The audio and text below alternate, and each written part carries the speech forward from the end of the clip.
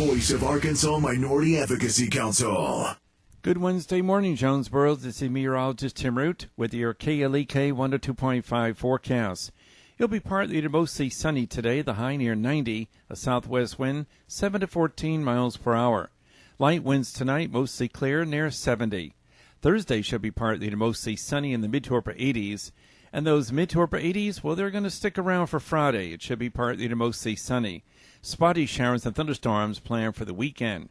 Jonesboro's community radio station, we're KLEK 102.5 FM. From Feature Story News in London, I'm Ollie Barrett. The UN's warning large parts of Indonesia, worst affected by last week's earthquake and tsunami, have not been reached by rescuers.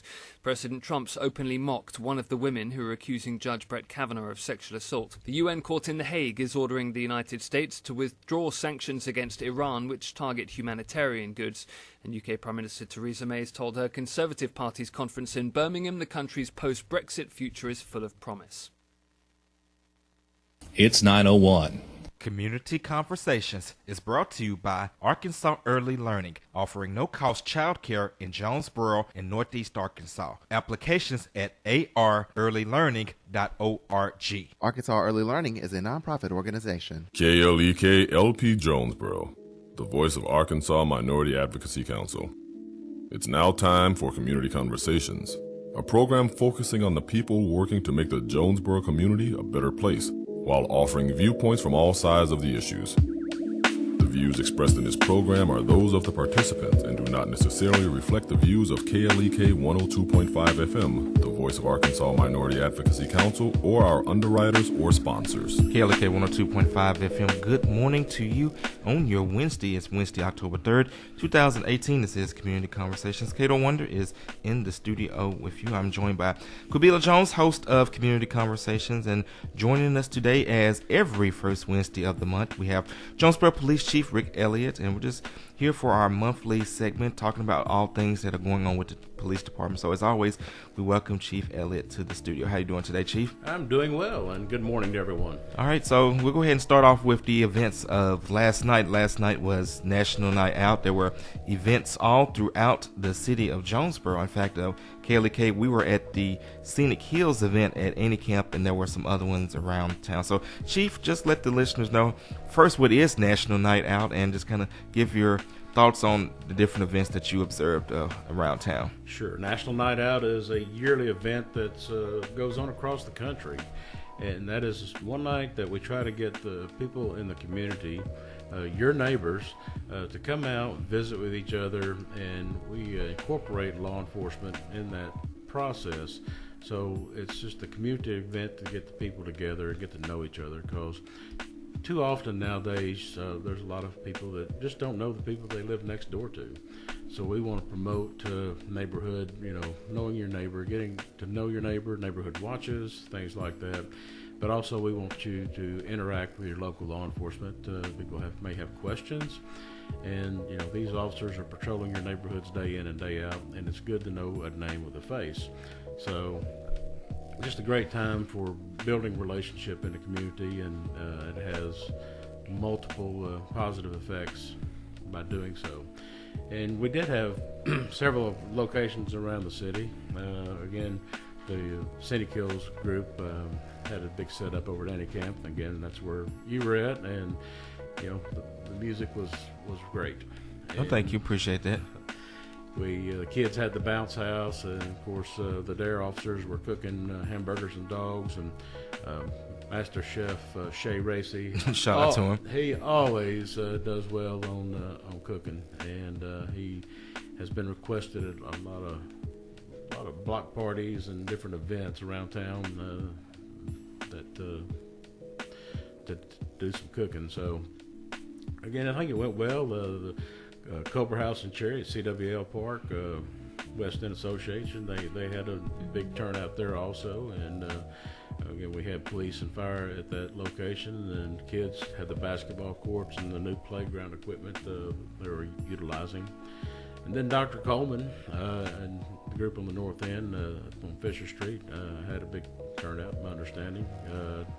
So I think overall that it was a big success this year, and we'd like to, see it grow in Jonesboro, reach out to other locations and get more neighborhoods together to do this. So just like to keep it moving forward. One of the things that I observed that I liked was, and this was a way to encourage the kids to interact with the police officers. Of course, you mentioned they had the bounce house. Well, before the kids could get into the bounce house, the kids had to go over and speak to the officers and get a ticket, and then they had to go over to the fire truck and speak to the firemen and then get a ticket, and then they could go play in the bounce house. So that was a way to encourage the kids to interact with the officers. So what were those interactions like when the kids came up? I know that they were probably saying, okay, I'm going to just do this to get this ticket, but how was it like once they walked up to the officers and spoke to them? I think it's a positive interaction. Again, children nowadays, they don't know how to take police officers. They see and hear a lot of negative things, and unfortunately it's from their own family members at times. But we want them to realize that, we're here to protect them day in and day out, and the police officers are their friends. So it kind of breaks the ice a little bit and helps them realize that, we're here to work for you and help you. So with all that being said, I think the interaction was positive. And of course, the kids all have a great encounter with officers when they hit the 5th grade, and they're involved in the DARE program. So we try to build relationship with the community starting at a young age and build it all the way up through the teens. And one last thing before I let Kobe ask her question. Of course, they also had the dog. I believe it was it Rico that was out there? Rico was at Anticamp, and then the new dog Rocket was over at CWL. Okay. So our dogs are very social, and the kids were able to come out and pet the police dogs and interact with the dog and the dog handler. So the dogs are, again, a tool to kind of break the ice and cause interaction with the officers.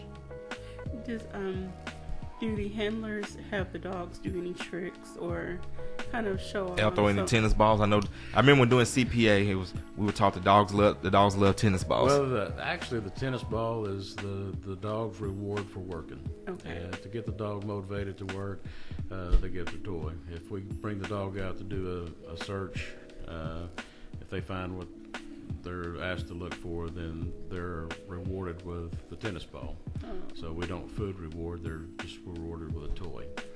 So they work cheap, they just want to play, and like a lot of dogs, they just enjoy, they enjoy, one, doing their job, but two, they enjoy the reward. So that's why we go through a lot of tennis balls, and we get a lot of donations of tennis balls from different organizations. All right, so if anybody wants to donate to the police department, I'm sure they would take a tennis ball. Take all the tennis balls you can donate. Yeah, we get some from the racket clubs, so they get wore out and they're not usable. We get bags of them, but the dogs will take them, chew on them, and of course their jaws are strong enough they'll end up popping them. Oh. So ball sometimes just doesn't last that long. Okay. Alrighty, so we would love to see more people go out and support all of the initiatives with the National Night Out as they come up year after year. From this event, do the officers have any other community engagement events planned for this year? We're into the fall season, and it's kind of the time of year that we got a lot of different things going on. We have different people putting on different runs and different other events, and that takes officers time to help work those events. So it kind of spreads the staff thin, and they're still doing some school events, things like that. And when things pop up, we're certainly glad to participate and do. So some are planned. We're always, our officers that work the Special Olympics, we're always trying to fundraise for that and raise money for Special Olympics. Okay. That's a big project, and we have a lot of special athletes that we support here locally. Okay. And we always like for our athletes to participate on the state level, and it takes money to do so, and we have a large core of our officers that are very actively involved in fundraising for Special Olympics. Okay. Now, usually, one of the officers, and his name escapes me at the very moment, would host the trunk or treat. Blake Easley. Officer Blake. So is that happening? This October, so it's getting close to Halloween. Is that happening this? He is unable to coordinate that this year. We're still going to try to maybe get something put together. Okay. Our community outreach officer, Sergeant Lyle Waterworth, is currently out of town on a training conference this week. But we may try to get something put together.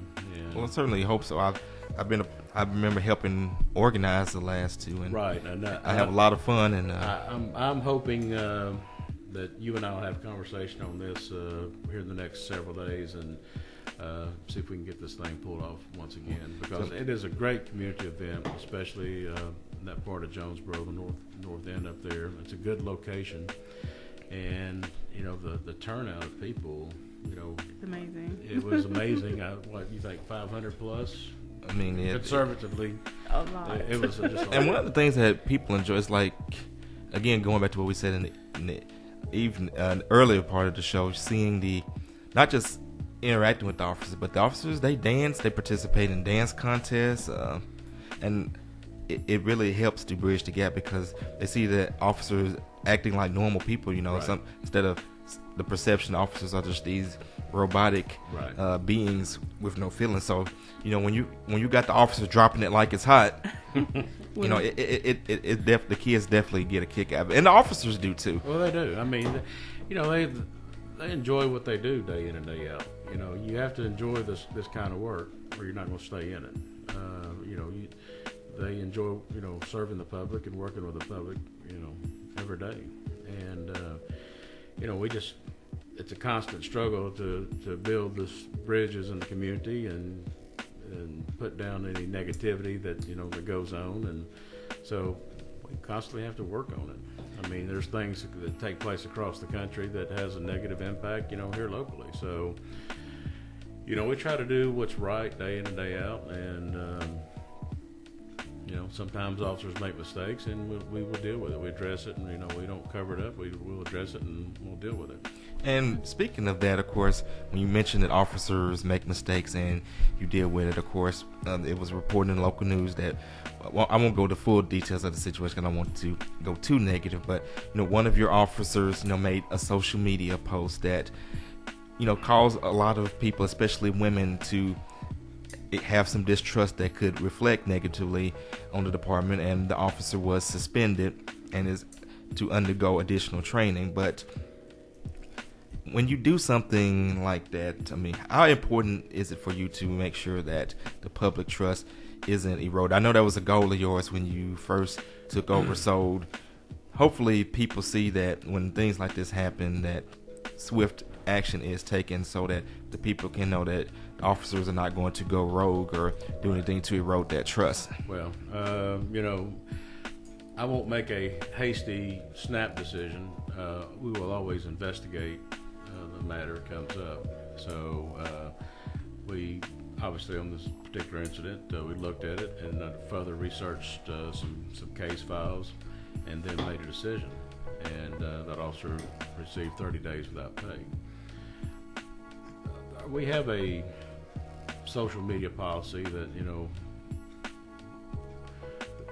every officer is like anybody else. They have a First Amendment right to say certain things or say things. But if it ties into the job or ties into city business or law enforcement business, then they're encouraged to refrain from that, because as it is that people, the public, take that as your personal opinion, or that means it's the department's personal or opinion also, which it is not.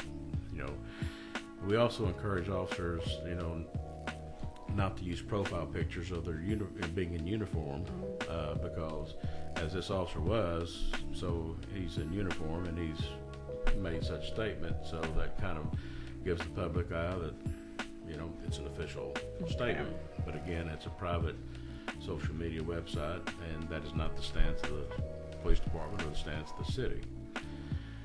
So officers do have some restrictions on their social media, and some guidelines that the average citizen doesn't have. Again, it's to protect the officer more than anything, because something like this can cause negative impact on the officer and on the department. Well, especially in this case, because we mentioned women were upset because women like, well, if this officer feels this way, then I would not feel safe if this officer or another officer investigated a complaint that I had against that someone did something to me. Is he or she going to automatically dismiss my point of view before getting my side of the story? Well, fortunately, we have a system of review and reports. Okay, so patrol officers, the men and women you see in uniform on the street, they may take the initial report of whatever happened, but those reports go to the Criminal Investigation Division the next day, and they're all gone through and reviewed. And if there's a case that needs to be assigned out, then that is where your true investigation begins. So, and that's where where it really gets in depth on investigation. So, if an officer makes a report and it's found that the officer was erroneous on the report, either unintentionally or intentionally, what would happen in that case? Would the officer be reprimanded, suspended, ordered to get more training? What would happen? Well, yeah, it's one, you have to look at the officer. If it's a fairly new officer, there's a lot of learning to go that takes place.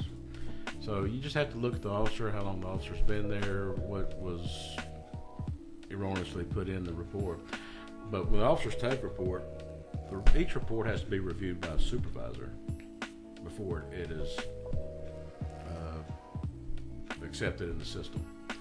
So there is a sergeant on each shift that reviews the report. So anything that the officer put in the report, it should be tagged or snagged and corrected before the report's ever made public. So, that could be anything from grammatical errors to, incorrect information or whatever, or not enough information. So, we do have layers to ensure that the information we're getting is correct and proper. Speaking with Jonesboro Police Chief Rick Elliott, and if you have a question or a comment for Chief Elliott, you can give us a call at 870-277-1080, or you can leave your questions or your comments on our Facebook Live feed. Shout out to Minister Milton Culver, who leaves the heart, and shout out to Chelsea Chapman. And good morning to both of them. All right, so just kind of continuing on with this a discussion. As you mentioned before, we see a lot of things that happen around the United States, not necessarily here in Arkansas or Jonesboro, and it does kind of trickle down and have an effect on the local department. Do you use those moments as discussion points or training moments with your officers when you see officers behaving badly? Yeah, it's you have to. I mean, every day, part of my routine is, I have to check national news and see what's going on, and then I will look on different police websites to see what's going on, and then if there's topics that are big discussion, that's going on, and heated discussion, whatever. If it could trickle across the country and affect law enforcement, then I have to try to be up to speed on it, and then we talk about it in shift meetings and things like that. So. Whatever happens in California, New York, or Chicago, does it affect Jonesboro? Well, yeah, because people look and say, well, that officer made a mistake up there, or that officer's bad up there, whatever. Then they just say, well, all officers are bad, and that's a thing in this country that I don't care for, just because a group of people may have done something. That doesn't mean all the people have done something. Okay. I mean, every profession, there's been people make mistakes and have done crazy and stupid things. Doctors, lawyers, preachers. So, how many preachers have been arrested? Now, are you going to say all preachers are child molesters or whatever? So no, it's not a fair and accurate statement for any profession. Are there people out there in those professions that do things that they shouldn't be doing? Absolutely. So it is up to us, or it's up to that profession to police that profession. And law enforcement community across the country does a better job of policing our profession than any other profession. There's other professions out there, there's not a system of checks and balances. And in this profession, we do have policies, procedures, different reviews, and things like that. So we it tries to eliminate, or helps eliminate, crazy, stupid things that may happen. And just to piggyback off of that, Chief, what do you think could be done to better educate educate the public on the checks and balances that officers have? Because typically, when there's a situation that's going on and it's investigated, the perception is, oh, well, the police are policing themselves, so it's like they're not going to out each other, or there's no true oversight. That's the perception. Yeah, that's sometimes I've heard that, and I think during my 4 years as chief that you realize that I have disciplined and I have terminated if I have officers that are doing things that are improper. It's all about the integrity of the department, and I have a strong stance, and that I won't tolerate it. And if things come to my attention, I will deal with it. But a lot of it goes back to community education. A lot of people don't understand the process, and this is why we have programs like the Citizen Police Academy. We get people in and sit down and talk to them. This is why we have other community events, because these are some of the questions that come up in these other events. And it is a good time to sit down and talk about policy, procedure, and educate the general public on police procedures. So it takes things like that in these community events to build that trust, and that's why I'm such a proponent about getting together and putting on different events so we can have that interaction with the public. Absolutely, and of course, a part of that outreach is doing this show. In fact, I was telling some people last night, Chief Ed likes to go around and say, I got me a show on KLEK. Yeah. And speaking of that, this show is going to get ready to go to break, but don't go anywhere. We'll be back with more. This is KLEK 102.5 FM. You're listening to Community Conversations on KLEK 102.5 FM. We'll be right back.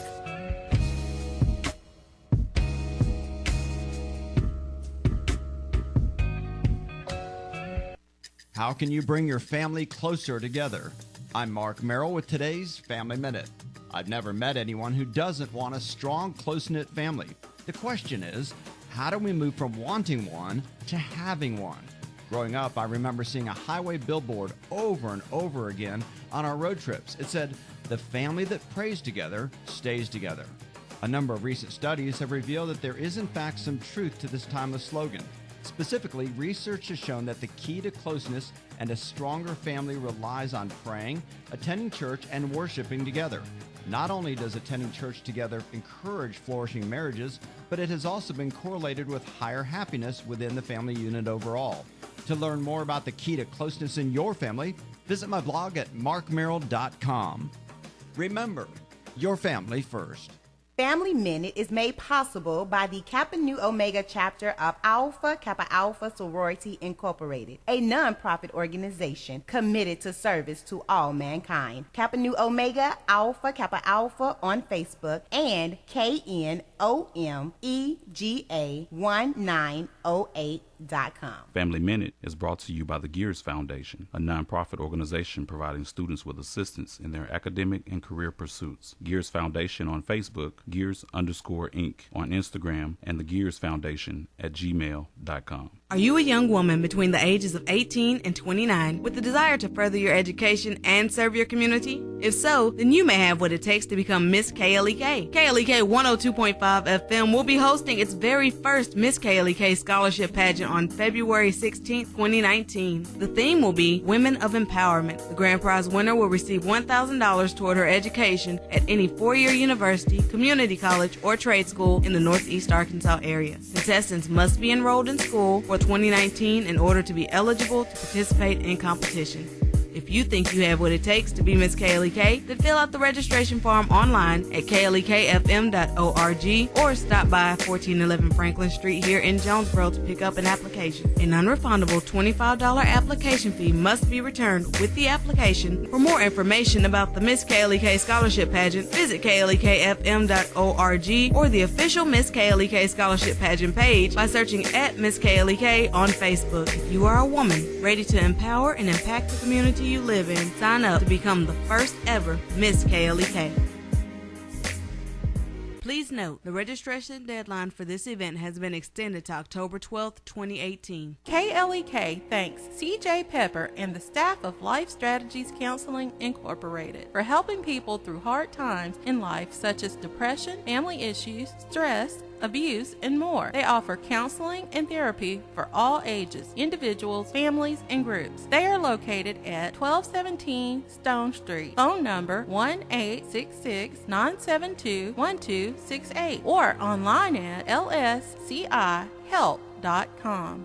Hello, I'm Officer Jonathan Hagens of the Jonesboro Police Department. One of the best decisions I ever made was to join the Jonesboro Police Department. Since joining, I've had the pleasure to give back, protect, and serve my community. Now I want to let you know about that same opportunity. The Jonesboro Police Department will conduct testing for the patrol officers at the Valley View High School. Applications are available online at jonesboropolice.com. The Jonesboro Police Department offers a competitive salary, health, and retirement benefits, top-of-the-line training, and most importantly, the chance to make a difference in the Jonesboro community. Join me in making Jonesboro a better place.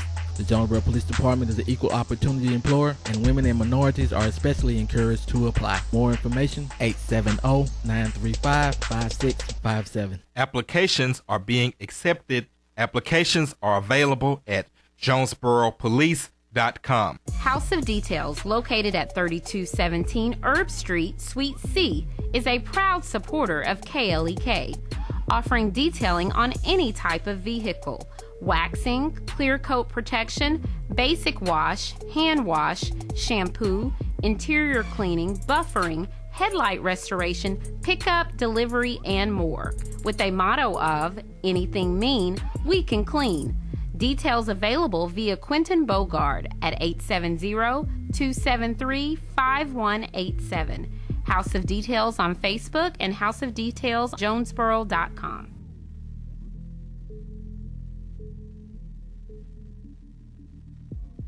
I'm BT Groove. And I'm Allie J. KLEK's Fall Pledge Drive is coming up October 15th through the 18th. Please take a moment during the drive to call in and pledge your support to KLEK. Every donation will help us continue this radio station, giving local people a voice on the airways. That's October 15th through the 18th, KLEK's Fall Pledge Drive. Find out more at klekfm.org. And now back to Community Conversations on KLEK 102.5 FM.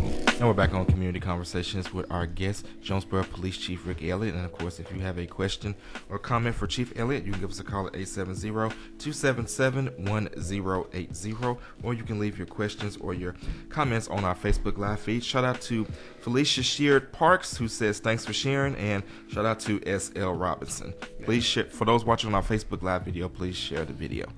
Very good. And good morning to those. Okay, so I guess getting back into our conversation, and again, this is not about things that are happening in Jonesboro. Just trying to get an understanding of how officers or how the department deals with certain issues that arise when officers don't always follow protocol, or if something happens and gets out of hand in the field, even if protocol is in place. I've seen different reports where officers have added to people's charges, just being mean, whatever the case may be, and now these people have gotten their they call it exonerated. Basically, the charge is taken away because they were done in error to begin with, or there were cases where officers have turned off their body cams and now they're under investigation of what really happened between that time frame. So how do, again, you mentioned about, the policing themselves. Well, there are many people who may question or complain about you're just covering up for yourself. How do you address those people when they say? Okay. Well, you thrown out multiple questions, so let's kind of back up and start at the beginning. So anytime there's any kind of force used upon somebody making an arrest, physical force, whatever, we have a form that they have to fill out called response to aggression. Okay. So I've used force against a citizen. Now I have to fill out this form, and then it has to be reviewed by the shift supervisor. Then it comes to my internal affairs captain for review. And if there's anything in that process that is improper had taken place, then we'll open up an internal affairs investigation. Okay. And then we will review the videos of all the officers that were present, and then the captain of the division will submit me a report, and if there's anything that needs to be, any disciplinary action needs to be taking place, then it'll be handled at that point. So we do have a system of checks and balances. Yes, it is, we're looking at ourselves, but again, you know, if you, as a citizen being arrested, you had a complaint that they used excessive force, one, we've already got the response to aggression report already on file, then we'll take that and again, still going to look into it. So it's kind of like if it comes from the public, we're already looking at it, but more important that, you know, we look at it internally anyway, you know, day in and day out. If there's any kind of force, by policy, they have to fill out this paperwork, supervisors do, and it'll be reviewed. Has there ever been a case where you've had to call an outside entity? I know some states have, like in Texas, they have Texas Rangers, or have you ever had to call the FBI or any other agency to come in? Sure, we have officer-involved shootings. My protocol is the Arkansas State Police will come and investigate it. Okay. So if there's something, and not saying they can't do anything else, but if it's high-profile case, or if I feel that, you know, we need outside source to look at it, I will not hesitate calling the state police to come and look at it. But my policy is on anything officer-involved shooting situation, then automatically we're just going to call the state police in. So. And what do they do once they come in and take over? But it's just like any other investigation. They'll you know, talk to all parties involved, and it's just an investigation. But you know, we're kind of out of it. So until the investigation's over with and their results will be turned over to the prosecutor's office, Scott Ellington's office, for review, and then if he determines there need to be charges filed against the officer, then that's up to him. Do they release the report to you as well, or does it only go to the prosecuting attorney? The final product will go to me, and then the final products can be FOIA'd. So no, they'll when it gets said and done, yeah, made aware of what's going on. Okay. All right. Okay. In other cases where, let's say the officers turn off their body cams, how was that situation handled? You go back and review and you see there's a gap.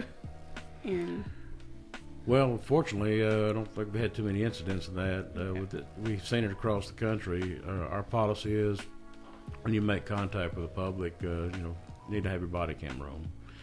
And there's been times officers may roll up on something like a fight or something, and they have to bail out of the car immediately. If they don't hit that button just right, they may or may not get the camera turned on. Okay. Again, this whole body camera concept, we've been into them about a year, and for the most part, we've had very few incidents where the officers are not getting them turned on. These cameras have a large button in the center, so it's pretty easy to hit. Okay. As compared to some of the other cameras that we have tested over the past 4 years. You know, we've been testing body cameras for about 4 years now, before we decided on the current company that we're buying into. Okay. So it's just little things like that. If you have smaller buttons and your officer's wearing gloves, and especially in a moment of stress, you may think you had hit the button, but you may not. And that's been the case on officers across the country, because some cameras just don't have a bigger button. So it's going to happen from time to time due to jumping out in stressful situations, but we encourage them, once you get the call of whatever, to go ahead and activate your body cam. Your car cam, should be activated, and body cam. And that way, when you get to the scene, if things are, all in a turmoil, that's one less thing you have to think about. Now, there are occasions that once the situation is all resolved and there may be a supervisor come on scene and says, wants to have a talk with the officer, and at that point, it is proper to turn off the camera, but we ask the officers to preempt that by saying, hey, I'm going to now turn off my body camera to have a conversation with my sergeant. So that is permissible, but we just like them to say that before, so when you do get into a court situation, there's just not an abrupt stop in the camera and starting back up. So we never do something like that during the midst of conducting an arrest. Okay. So if you got an arrest going on and it's a fight or whatever you want to call it, and the body camera gets shut off, then there's a problem. Okay. So, is the technology there for when they turn the dash camera on, the body camera would also get turned on automatically at the same time? it is. Unfortunately, our car cameras are a different brand vendor than our body cams. Mm-hmm. But the body cams that we are buying into also have a car camera solution. Mm-hmm. And the good thing is, when you turn on the car cam, they'll activate the body cam, or vice versa.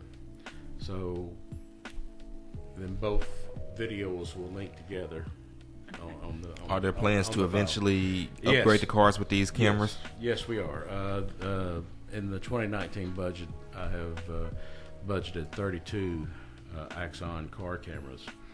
Because the current car camera system that we're using is about the end of life. The company is not servicing these units anymore, and so as they're dying off, we can't repair them. So we're going to have to switch anyway, so it only makes sense to use the same company that our body cams are, so you do have this compatibility with each other. And so we're excited about it. I think the public will be excited about it. It's going to be a yearly expense, but on the other hand, it protects the officers and protects the city. All right, so let's switch over to something a little bit more lighthearted. Of course, we recently had the Barbecue Fest downtown, and of course, there were obviously within a big event like that, there's going to be several officers in several capacities doing things to ensure that people are safe and people are having a good time. So kind of talk about your experience with working events like Barbecue Fest. I know last month we talked about the A-State games, but with something like the Barbecue Fest, it's probably a different element with it being out in the open with, open access, and then, probably more of a potential to run into people who had a little bit too much to drink and all that comes along with that. There is that. I mean, in any venue you have the Barbecue Fest, some concerts at the Convocation Center or First Bank Arena now, or football, there's sometimes people drink, and sometimes that gets out of hand, and we will deal with it accordingly. But for the most part, it's people, although they may be drinking, we very seldom find somebody that just gets totally belligerent or combative. And you get large crowds like that. Out of a 2-week period, two-day period that weekend, if you had more than a couple of arrests, you'd be surprised. So overall, people pretty much behave accordingly, and sometimes, folks may have a little bit too much, but generally they have somebody with them that's kind of making sure that they don't get out of hand, and more important, make sure they don't drive. But that's just kind of what we have to deal with in venues like that there is going to be alcohol involved, and it does present some challenges, but I think with the officer's presence, people will, they don't want to get too out of hand because they know the officer will deal with them if need be. So, out of as many people were down there, there were actually very few problems this weekend. We had, I think, more medical issues than anything. So, but it was a good event, and we had great crowds, and we did have the camera up on the pole at the command post overseeing Main Street, and so that was a huge benefit for us watching the crowds and things that are going on. So, there's a lot of things that go into putting on these things. We do a lot of security planning, weeks before the events, and it's the same for this festival. We look at road closures and areas of concern for security and things like that, and then figure out how many officers that we feel they'll take to work the venue. All right. So I guess moving into another topic, just CPA still going on? CPA is still going on, and that graduation will be coming up in first part of November. Okay. So we've had another successful CPA class, and after this one, again, we run these classes twice a year, so the next session will be sometime after the first of the year in 2019. So either end of January, February, somewhere in there. The date's not set yet, but the next class will be sometime after the first of the year. So is everyone that started, are they still on track to finish? Yeah. It's yes, and like most classes, the spouse will go home and talk to the other about the class, and then the next class you'll end up with the other spouse there, and I say, look, if you're both interested, you need to come at the same time, because the husband or the wife's going to come home talking about how much they enjoyed it, and then that puts you to the next class, they want to take it. Well, so. And Q, just to add to that, because I went through it, it's so interactive and engaging that you want to come. You don't want to miss a session. You actually want to be there. Of course, you're required to complete 75% of the classes to graduate, but once you get into it, it becomes like a must attend event. You don't want to feel like you missed out on something. Correct, and and it's and you see the class. The class. All these classes come together about the second class. The new friendships just in the participants. You can see the interaction, and and time the session's over with, these are you got new long-lasting friends, and then the ones that want to stay on as the alumni, then those are my ambassadors.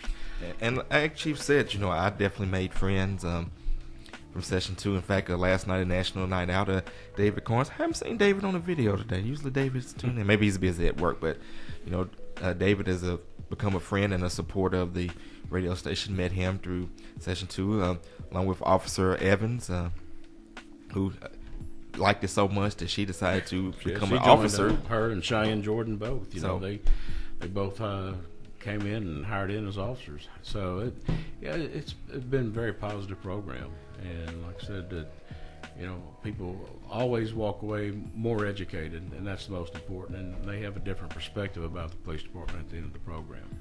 But we learn from the public, and the public learns from us, and that's what we call building the gap, bridging the gap. Okay. And how are applications coming along for new hires? Actually, as of today, I do not have any openings. No openings. But we do have a good applicant pool. Our testing process, we have finally kind of caught up and are actually going to have a pool to choose from. Okay. So,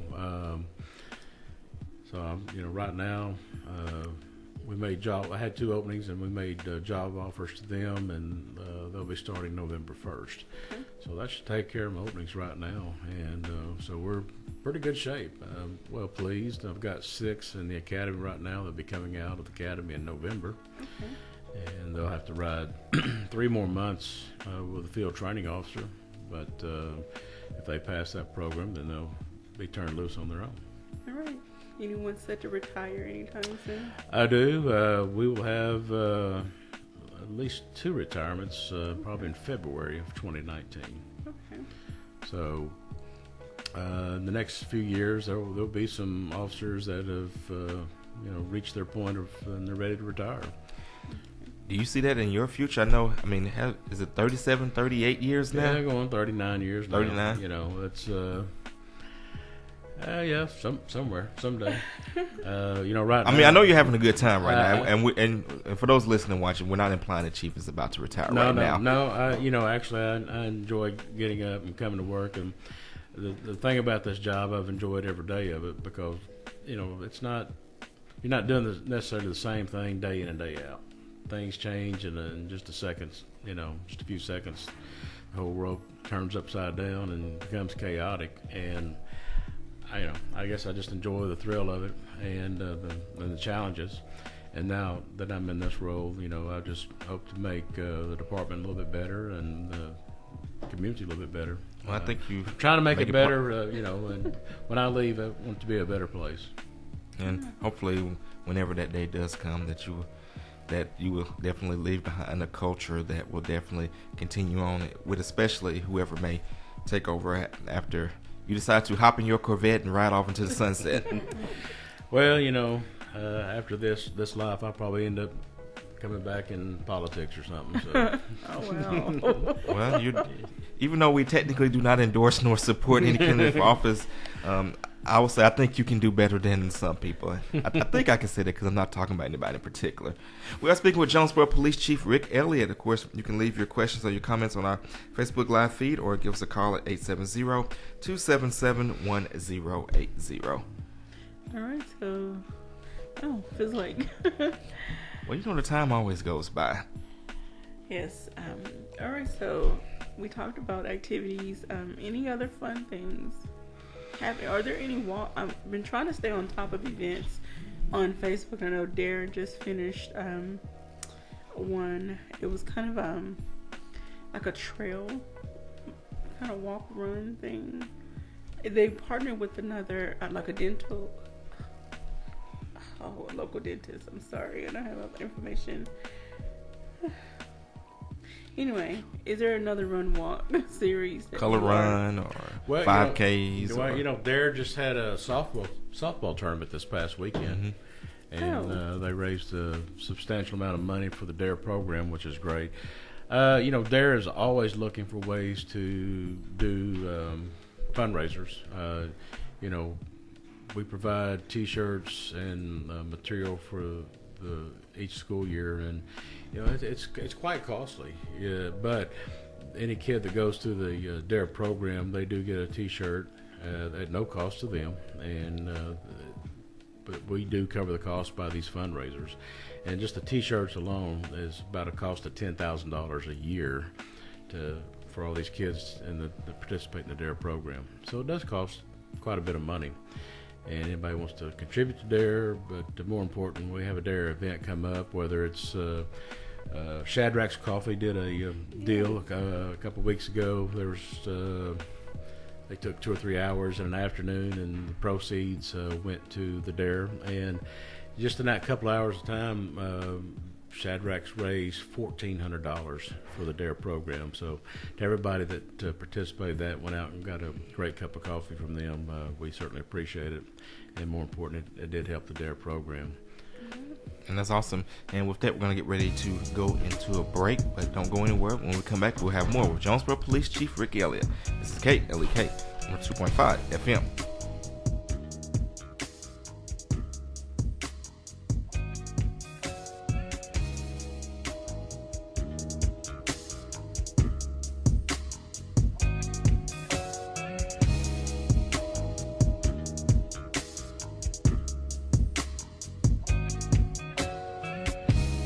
You're listening to Community Conversations on KLEK 102.5 FM.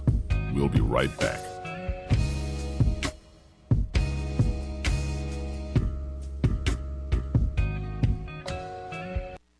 We're back with Money Matters. I'm Alfred Edmond Jr.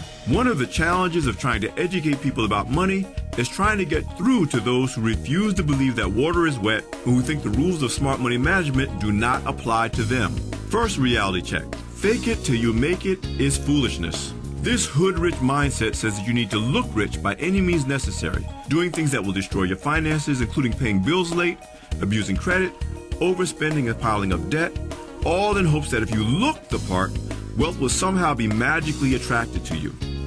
The reality, wealth is about delaying gratification, saving and investing, and living within your means. That doesn't mean you have to look broke, busted, and disgusted, but it does mean that you need to live according to a budget and then only buy what fits into it. Don't fake it till you make it. Make it so you don't have to fake it. I'm Alfred Edmond Jr. for Money Matters, a product of American Urban Radio Networks. Money Matters is made possible by the Jonesboro Alumni Chapter of Delta Sigma Theta Sorority Incorporated, a nonprofit organization dedicated to uncompromising commitment to communities, service, leadership, empowerment. www.jonesboroalumnidst.org. Money Matters is brought to you by Bancorp South, offering checking, savings, loans, credit cards, and wealth management. 5 locations in Jonesboro to serve you. www.bancorpsouth.com or 870-972-9800. Money Matters is brought to you by the Gears Foundation, a nonprofit organization providing students with assistance in their academic and career pursuits. Gears Foundation on Facebook, Gears_Inc. on Instagram, and the Gears Foundation at gmail.com. Meineke of Jonesboro is now Starks Auto Service, a full-service auto repair and vehicle maintenance center, offering engine and transmission repair, brake service, tires, oil changes, and more, performed by ASE certified mechanics. Starks Auto Service, 2813 South Caraway Road in Jonesboro, 870-204-7112. Starks Auto Service, Jonesboro.com.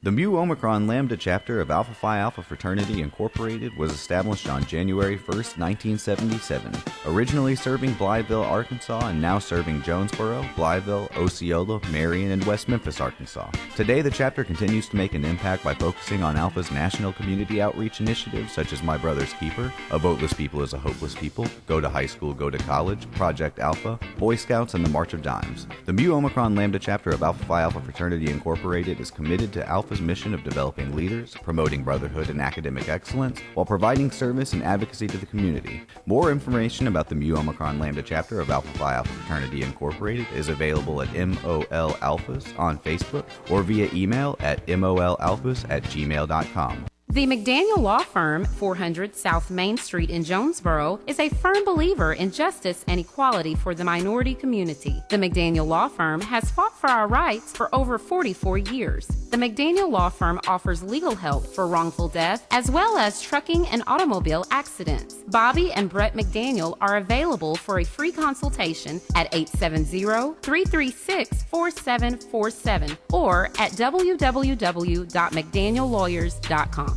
Support for KLEK is brought to you by Fullness of Joy Ministries, 2120 Thorn Street, Jonesboro, under the direction of Bishop Adrian Rogers and co-pastor Susan Rogers. www.fjministries.org. And now back to Community Conversations on KLEK 102.5 FM. And we're back on Community Conversations on KLEK 102.5 FM with our guest, Jonesboro Police Chief Rick Elliott. All right, so we're going to wrap up this segment talking about some of the things that are coming up. And as far as most of you may know, our pledge drive is coming up. October 15th through the 18th, we will once again be asking people to support this station. If you like what we do, especially like with interviews like this, then we're going to be asking you to support us because as a nonprofit organization, we do need support. Some people says, well, nonprofit, somebody's getting paid. I'm like, yeah, the bill collectors. Yeah. They're getting paid. And Chief Elliott is one of our proud financial supporters, and he's going to be joining us on the 16th at 1 o'clock p.m. So, Chief, give us some thoughts about that. Absolutely. I encourage everybody listening today to join us once again on the 16th of this month at 1 o'clock in the afternoon, again, for our pledge drive for the station. And more important, this has been a great radio station and a great program, and I've certainly enjoyed doing the program every month, and I think it's been very beneficial in our community.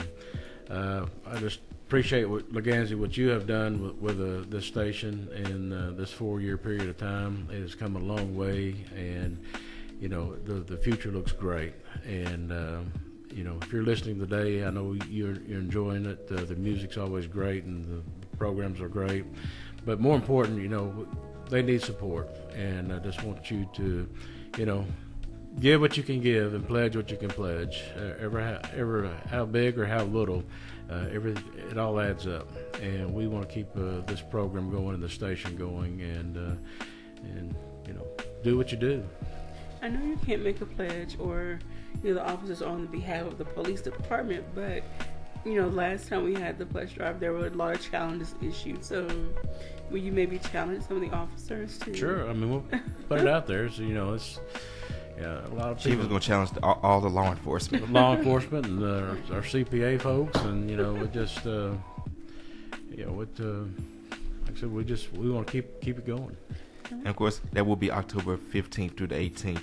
One other thing that's going on is with the Fraternal Order of Police is they are just wrapped up their calendar competition. We have one of the FOP calendars for 2018 up, and the way that it works is the teams of officers, they get together and they compete to get on the calendar by, I believe, raising funds for a charity, a nonprofit of their choosing, and I believe the top ones actually make the calendar. Right.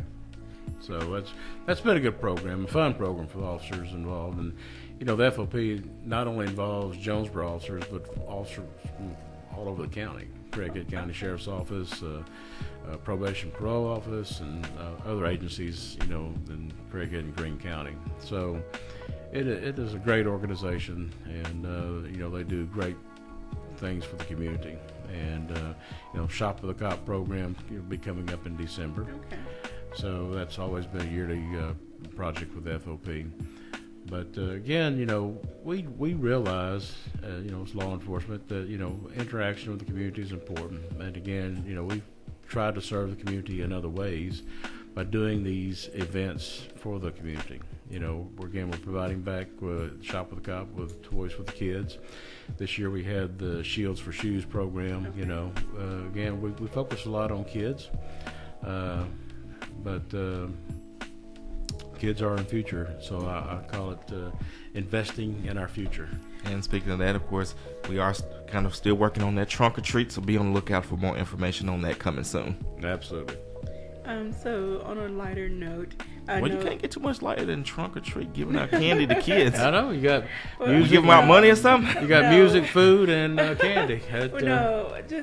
I know that you all don't have your Facebook page anymore, so we can't see some of the fun things that were happening, but do people still drop treats off to the officers at the station? Absolutely.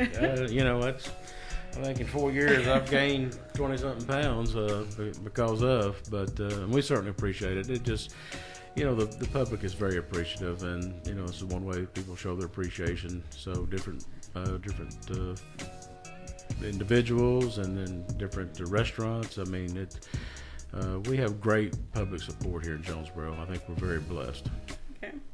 All right, so if you want to show your appreciation to our officers here in town, stop by the police station. You see them out and about, just say hi. I'm sure they would greatly appreciate it. Absolutely. I mean, they always enjoy the interaction, and just, somebody saying hi and thank you. That goes a long way, and then, inspires them to come back another day and continue to do their job. Are the officers still accepting the teddy bears? Right now we are good on teddy bears. Okay. That was an overwhelming response, and we've got teddy bears, plenty of teddy bears. So when we start running low, we'll address that again. But right now, we do not need teddy bears. And are you still helping individuals with diapers? Absolutely. Okay. Our No Wet Behind program. If officers again encounter families that that may not have diapers for their kids, then we do have a supply of diapers that we will go and pick up and bring back to these families. Okay. And then more important, we'll give them a resource that can help provide on down the road. Okay. But unfortunately, officers encounter families in need at times in these calls, and we just again don't want the kids to suffer. So this is a great program that we got involved in, and we took diaper collections, and we just have a stockpile of diapers and wipes and things like that if we do see a child in need, we can provide that family an immediate relief and then give them a connection with the long term. So. Okay. All right, well, Chief Elliott, as always, we thank you for stopping by the studio. Just a quick program note. At 12 o'clock, we will be live streaming the City Council candidates debate from the Kiwanis Club. It's going to be at Barn Hills. Wards 4 and 5 will be debated this week. Wards 2 and 6 next week. This is All Gospel Wednesday. Have a great and blessed day. This is KLEK 102.5 FM. Thank you for listening to Community Conversations on KLEK 102.5 FM, a program focusing on the people working to make the Jonesboro community a better place while offering viewpoints from all sides of the issues. The views expressed in this program are those of the participants and do not necessarily reflect the views of KLEK 102.5 FM, the voice of Arkansas Minority Advocacy Council, or our underwriters or sponsors. Broadcasting from the First National Bank Tower, this is KLEK-LP Jonesboro, the voice of Arkansas Minority Advocacy.